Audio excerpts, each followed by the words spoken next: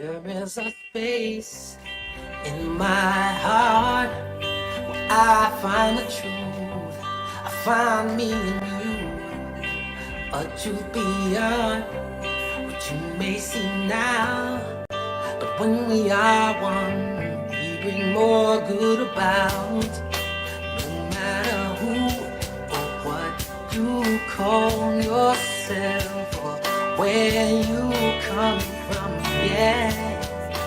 There is a place in this world with open arms right now. Welcome to love, welcome to peace, welcome to our community. Be who you are, let your light shine. We're so much more when we unite. You are welcome here. You are welcome here. See with new eyes, allow and unfold. Embrace and let go. Trust the flow. There's a freedom with love when you follow your heart. Together we are stronger than we could ever be apart. No matter who or what you call yourself or where you come from, yeah. There is a place in this world with open arms right now. Welcome to love, welcome to peace, welcome to our community. Be who you are, let your light shine. We're so much more when we unite. You are welcome here. You are welcome here. Breathe in and out. Slowly feel all that's around you. All that you feel, all that you know. Let it go.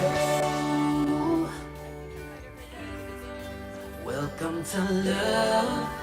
Welcome to peace. Welcome to our community.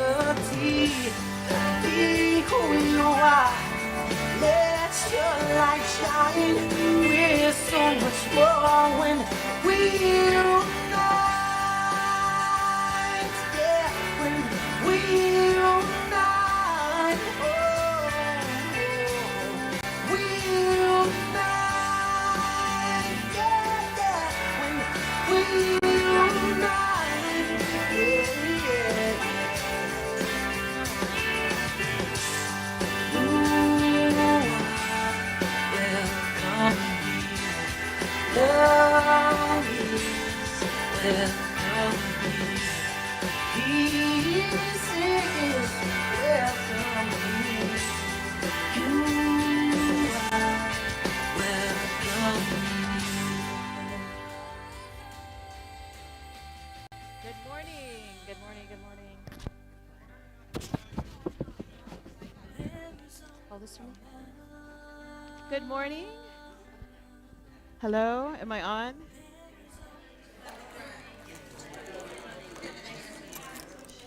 Hello. Hello. Oh, there we go. Good morning. Good morning, everyone.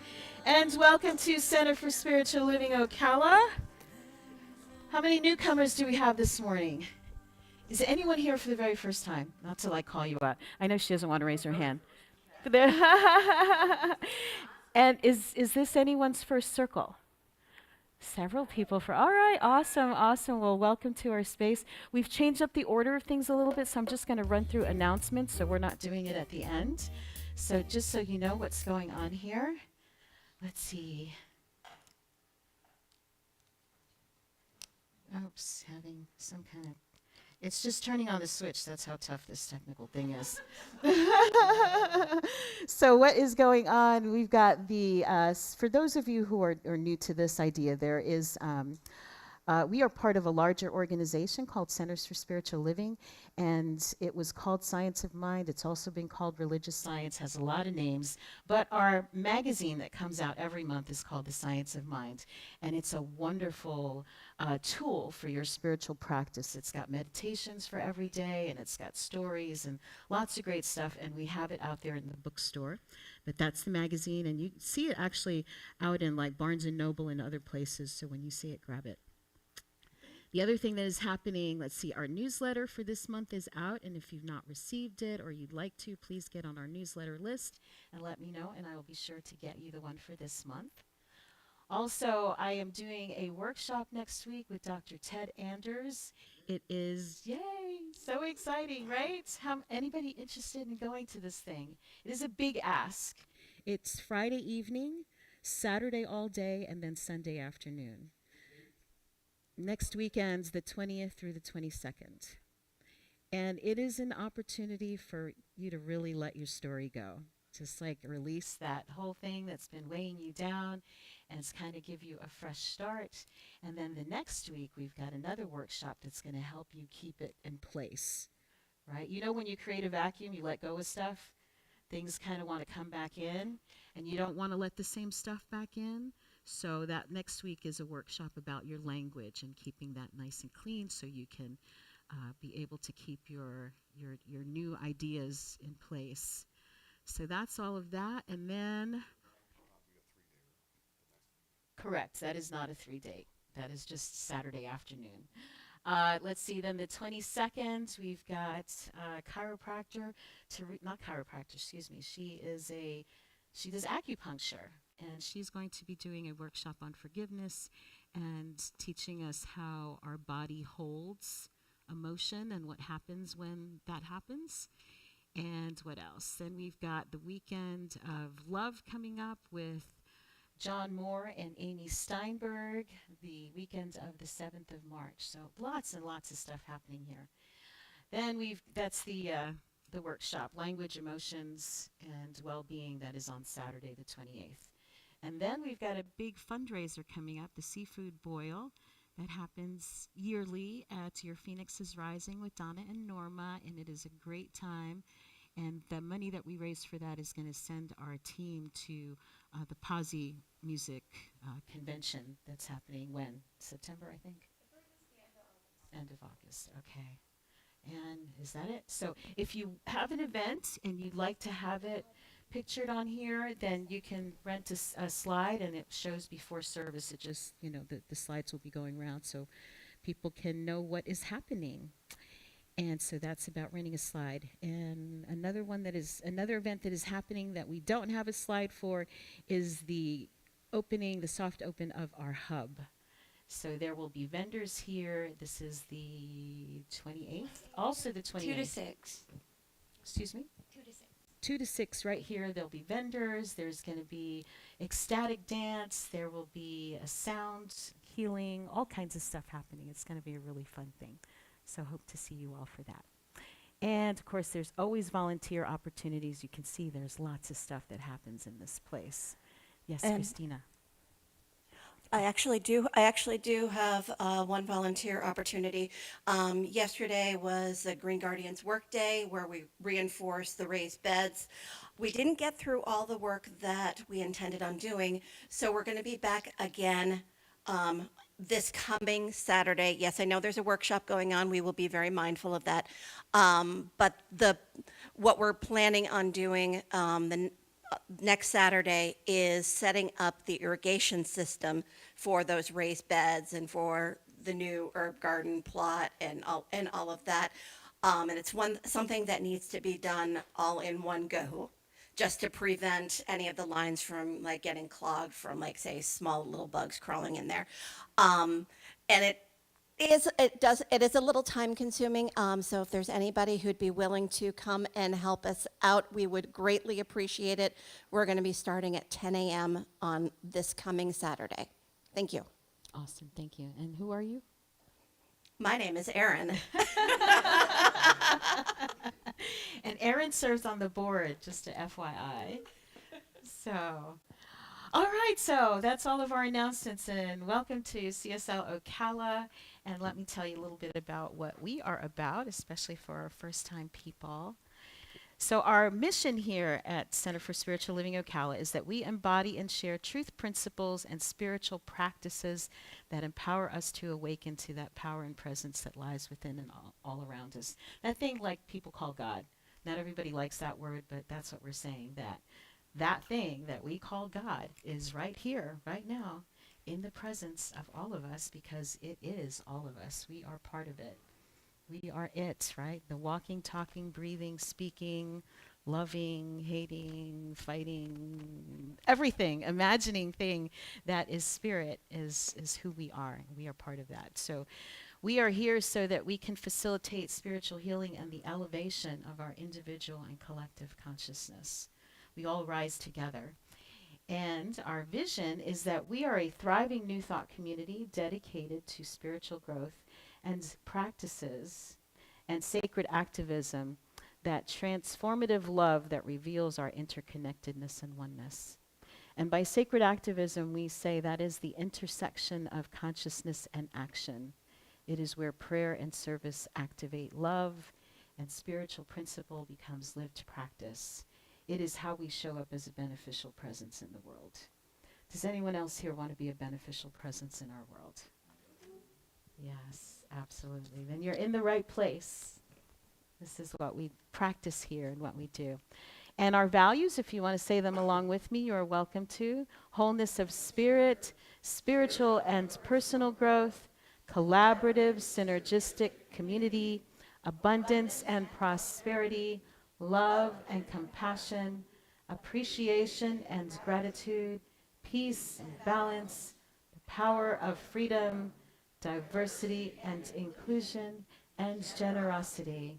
Awesome. If these values are important to you, also you're in the right place because we don't just talk the values, we live them.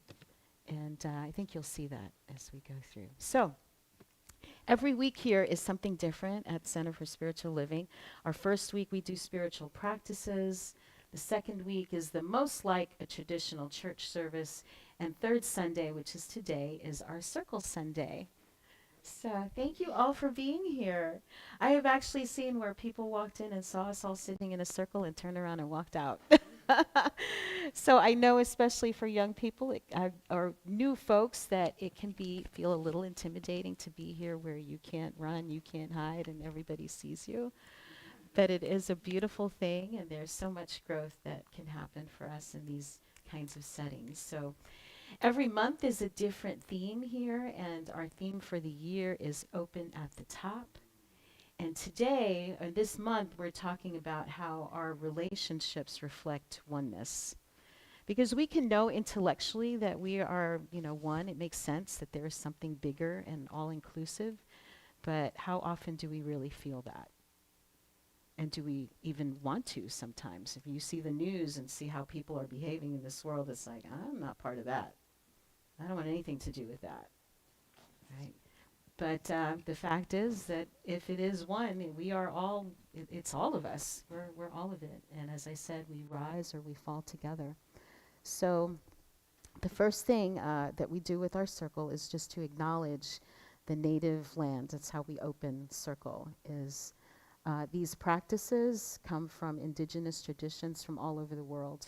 People have been gathering in circle, I think, as long as there have been people, either around the dinner table or around the campfire. And we just want to take this moment to acknowledge the native people that lived on this land before we came. So we take a moment in silence.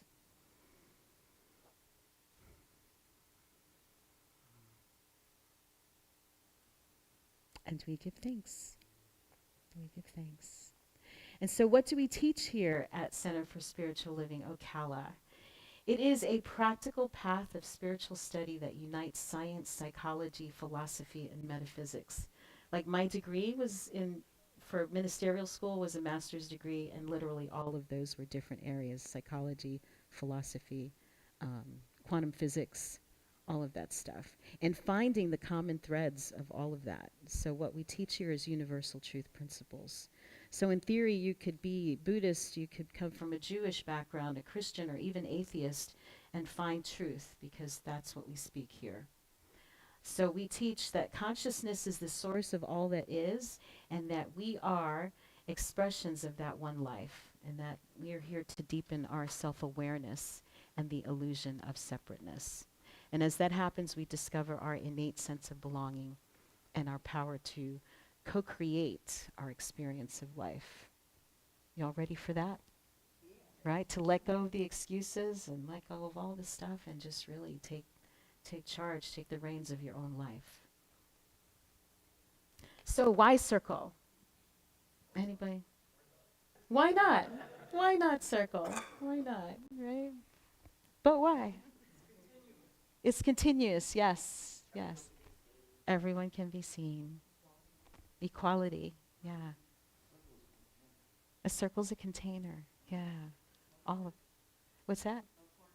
No corners, yeah. All of that stuff, all of.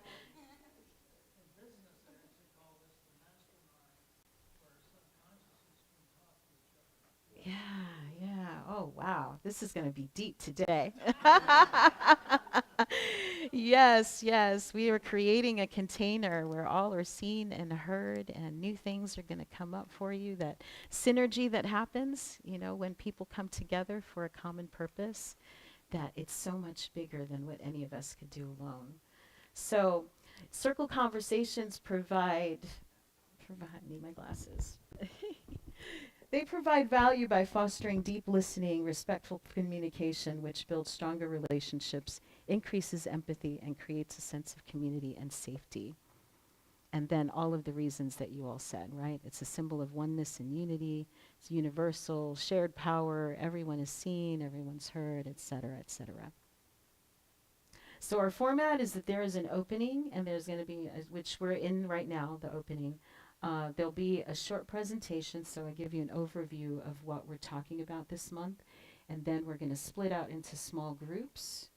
Actually, no. I'm going to give you the guidelines, and then we're going to do a meditation, and then we're going to split out into small groups, and then we will come back together again and just kind of debrief.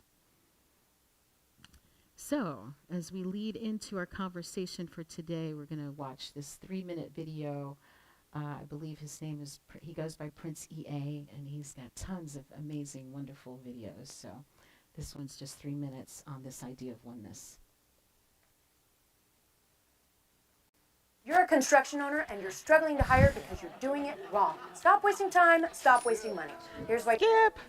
What if this light bulb was the cure to racism, sexism, and classism? Hear me out. Do you know what people and light bulbs have in common? We both express as different colors, have different shapes, different sizes, we're manufactured in different places. Some of us are bright, some dim, some clear, and some broken. We appear to be very different on the outside. But the thing about these lights is, there is one current running through each bulb. And in the same way, there is a singular energy running through each person on this planet. Doesn't matter what you look like, doesn't matter your race, gender, nationality, that's just the bulb. Inside of all that is who you really are. Energy. Don't believe your energy? Well, riddle me this. Say you have a friend named Jim, and you've been visiting Jim in the hospital. Until one day, Jim unfortunately dies on the operating table. You say, oh no, Jim died. But his body is still there. His race, his gender. But you say Jim died? Because you know deep down that Jim was a lot more than his body. He was the intelligent energy that gave life to his body. Energy is what we are. And energy has no color. It is not Republican nor Democrat, white or black. Energy is not Christian, Muslim, or atheist. Energy is. We are intelligent, creative, universal energy. And if we understood that, then we would finally know what wise men and women have been trying to tell us since the dawn of time, that we are one.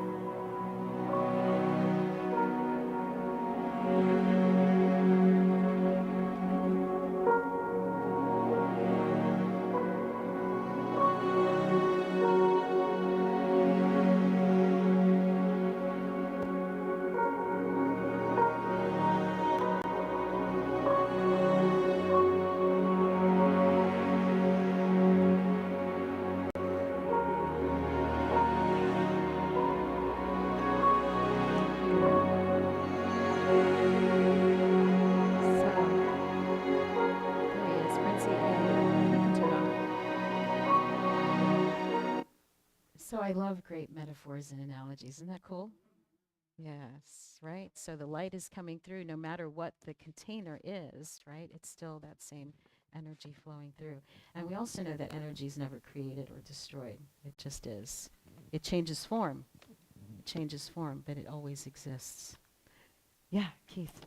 I kind of had an aha moment when. Is that on? Is it on? Yeah, all right, there we go. So I had an aha moment. I'm Keith, by the way.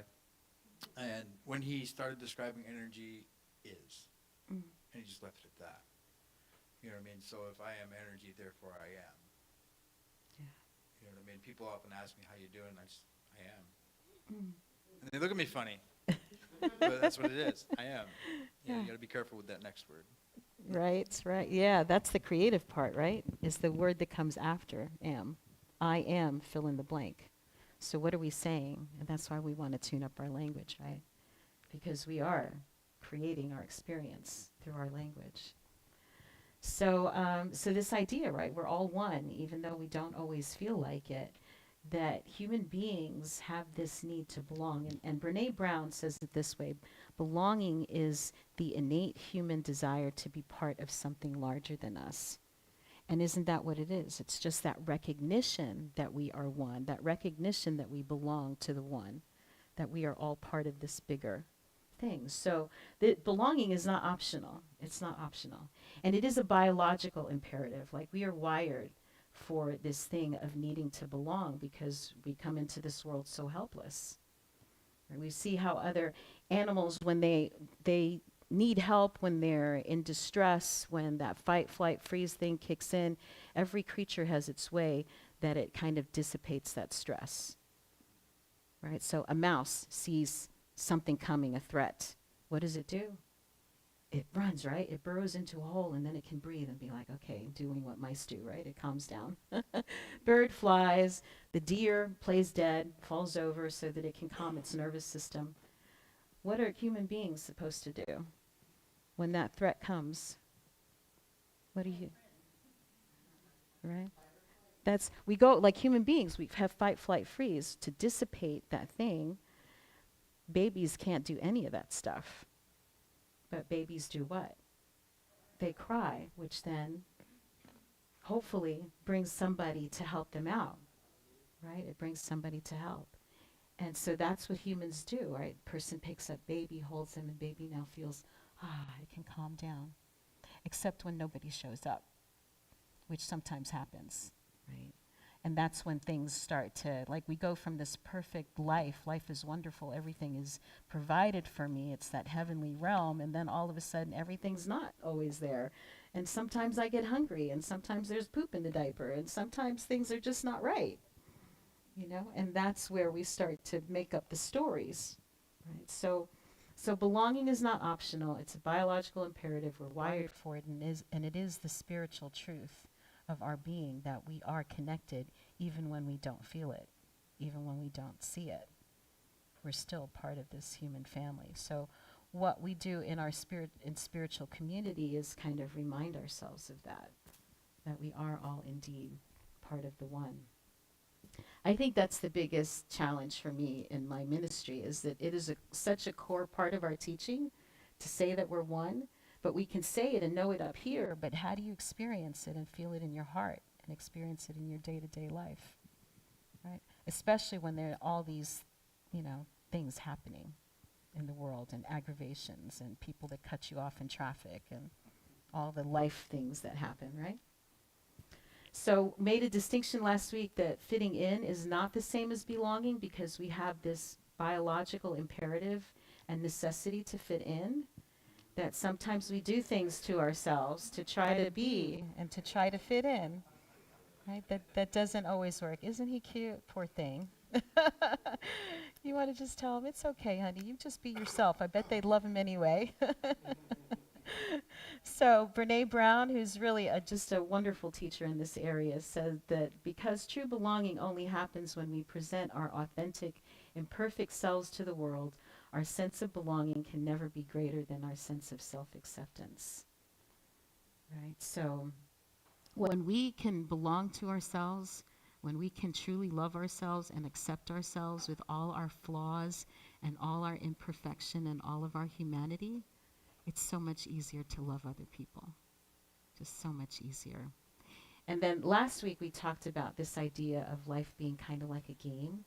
So if God is really all there is, then we are actually, I think this is Hindu philosophy, that we are parts of God that are, let me see how to say this.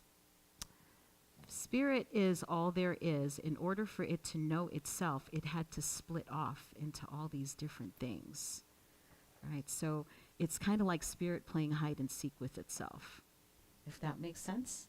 Right? We're all uncovering this thing that we're not really all separate and isolated, that we are part of this larger being. So spirit is playing hide and seek. And here is how you can uncover the truth really of who you are, is through your relationships. So we get to remember who we are through being in relationship. In other words, this truth of oneness is hidden in plain sight. And that we are all mirrors of one another in some form or fashion. And sometimes that's great. And sometimes it's really not, right? But we can use our relationships as reflections and as revelation, especially those things that really either are pushing your buttons, like there's something about this situation that is really aggravating me. And I shared some stories with you last week of things like my kid not being grateful. This is my husband, Grady, by the way, sitting next to me. Yeah, our daughter was like 6 years old. And we had moved to the new house, and my daughter's in the middle, right? Boy, girl, boy. And because she's the girl, you know, and in the middle, all of that, did a little special thing for her, and I fixed her room when we moved into the new house. And I put up this beautiful border, and I painted a mural and all this stuff, and it was great, right? She had her room. And then I did the boys, and the boys was a space theme, and had their room set up. And so she walks into their room when it's done, and she goes, "You got Jason a chair? But you didn't get me a chair." And I was like, wow, I spent all of that time fixing up your room and like all of these hours, and I'm pissed, really. I'm telling it calm now, but I was annoyed. And I tell my husband Grady, and he laughed. He laughed. Like, why are you getting so upset about this? You know, it's like, wait a minute, don't you get it? Like the lack of gratitude, like I'm just all in my stuff. And then you spot it, you got it, right? What we're teaching, you spot it, you got it. If you see it somewhere else, it's really, especially when it's pushing your buttons, it's about you. So, maybe I'm being ungrateful for something. Is there anything in my world that I'm ungrateful for? And of course, it dropped in. Yeah, of course. So I say a little silent prayer. And the next thing my daughter did, after my silent prayer of, okay, sorry God, I'm grateful for fill in the blank, she comes over and she says, "Mommy, I'm sorry. I really love my room." And guess what Mommy and Daddy did next? We bought her a chair. Of course we did.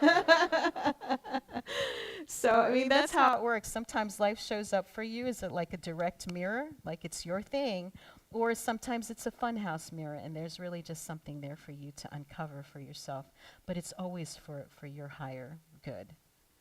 If you can uncover and find that lesson and why that is showing up for you, it could be a great thing. So then you look at your triggers then not as aggravation, but really as teachers.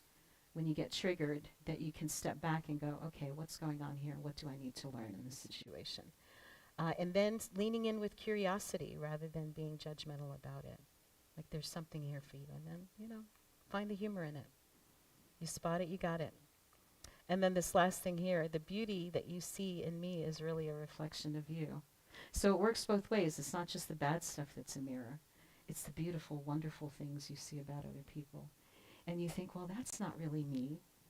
But it is you. And it has to, at least in potentiality, maybe you look at somebody and think, wow, I really, that is an attribute or a way of being that I really admire, and means that it's something about you, at least in potential. Right? So that's what we talked about last week, and that's what our theme is, that whole idea of oneness and how we show up for each other as mirrors. And so we're going to split out into smaller groups here and have some discussion. So when we split out into circles, remember mutual respect, maintaining confidentiality. We call it brave space because the space has to be safe in order for people to feel brave, like they can actually step out because they know that the container is safe and that what they say is not going to leave the room and that sort of thing. So being present, y'all know what it means to be present? Be here now, right? Let go of everything that happened before, everything that's happening later, and just bring all your attention and focus to this moment. Wait. Anybody remember that one? Yes. Or why aren't I talking? Yes, yes. So we want to make sure everyone in the circle is heard. And of course, you don't have to speak. Nobody has to speak. But this is challenge by choice. And the more you participate in it, the more you're going to get out of it. Because we're all learning and we're all teaching. It's true. Yeah, everybody is going to get something out of what you have to share. Be mindful of time. When we split out, I'll let you know, probably take about a half hour and then come back together. Remembering that there are other groups. Some folks may sit outside, some folks may sit in there. When we all come back together, just, be mindful of whether folks are still in conversation. What else? Parking lot. When we are in your conversations, there might be things that come up that are a little outside of the scope of the conversation that we're having. So I'm going to count on my facilitators and folks to say that might be a parking lot issue. And so we talk about it later if we have time or there's a question. Okay? Any other questions, thoughts, anything like that on our guidelines? It's pretty straightforward, right? Okay, circle is not for lecturing, despite the fact that I'm talking an awful lot right now. It's not for persuading people to your point of view. It's also not for giving advice. Okay, I have to be real clear about that because sometimes people will say things and you're like, girl, I went through that too, and here's who I went to. Like, that's not what this is for. It really is just an opportunity for everyone to be able to share their perspective. And it's also not therapy. Don't fix, yeah. We're not here to fix each other. We're here to create the space so that people can find their own answers. Now, if somebody asks you, that's different. But we don't offer unsolicited advice. And we're not doing therapy, despite the fact that we have some therapists here. And you might even feel like, wow, maybe I do need to go talk to somebody. But it wouldn't be this morning, okay? Just saying. All right. Circle is then for providing a structure and process for conversations and what we said, mutual respect, emotional literacy, self-regulation, self-awareness, and leadership. And so let's take a moment and just get nice and comfy in your seat, and I'm going to lead us in a guided imagery before we break out into small groups. Not an imagery, but a meditation. So take a nice, slow, deep breath in and feel your body begin to relax. With your feet flat on the floor. And as you breathe in, your body relaxes a little bit more. And we just let go. Feel your feet on the floor. Feel the support beneath you. And let your body know that it is safe here. There's nothing to prove. Nothing to defend, nothing to fix. We're just here in this moment. today we're exploring the idea that we are not separate beings struggling alone, but individualized expressions of the one life. Spirit learning about itself in, through, and as each of us. And if that's true, then every person in this room is both a unique expression and a part of that same whole. So take a moment to sense that truth. One life with many faces. One source with many stories. And in this sacred game of being human, we are all learners and we are all teachers. There is no hierarchy here. No one holds the whole truth. And no one is without wisdom. Every voice, a facet of the mirror. Every experience, a reflection of something sacred.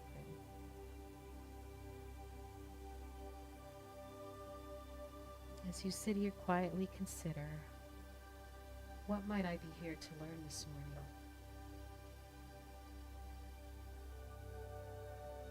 What might I be here to offer others? Not from effort, not from ego, but from presence and your highest essence. Stay curious. If you hear something that resonates, notice what awakens for you.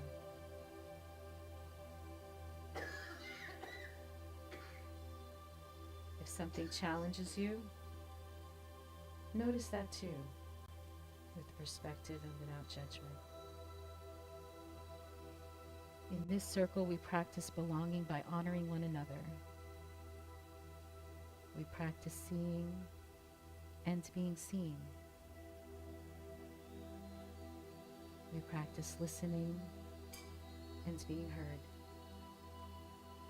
We practice learning and teaching at the same time. So take another slow, deep breath.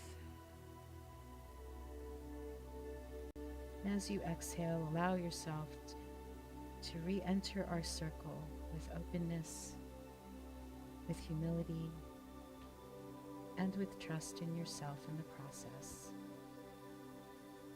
Trust that whatever arises this morning is part of Spirit knowing itself in, through, and as each of us. And so we begin. Okay. And slowly open your eyes, come back to the space.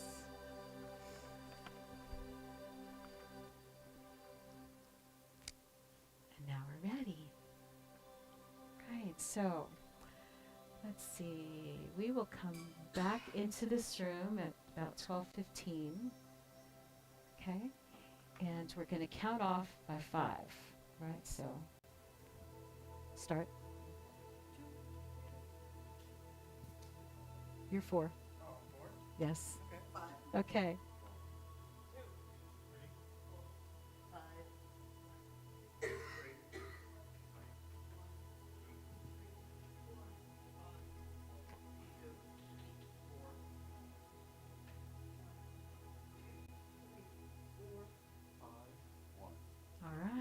Fabulous. So you know who's going to go outside. You guys need to choose where you're going to be. There'll be maybe two folks in here.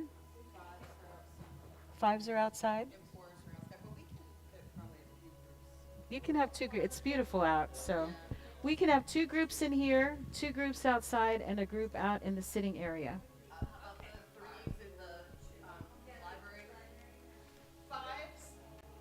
Grady, where are you going to be? You'll be in here? You'll be in here. Maybe in here. 2's in here. 1's in here. You're 1. You're 1. So you'll be in here. You guys can be over here. And 2's over here. Okay. One's will be on this side of the room, one's on this side. Yes. Thanks. But it's okay. So ones are over here, twos are over here, threes out there, and then fours and fives are outside.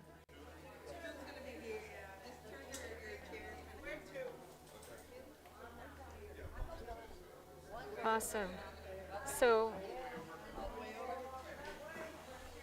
just make sure everybody introduces themselves and okay, awesome. Thanks, honey.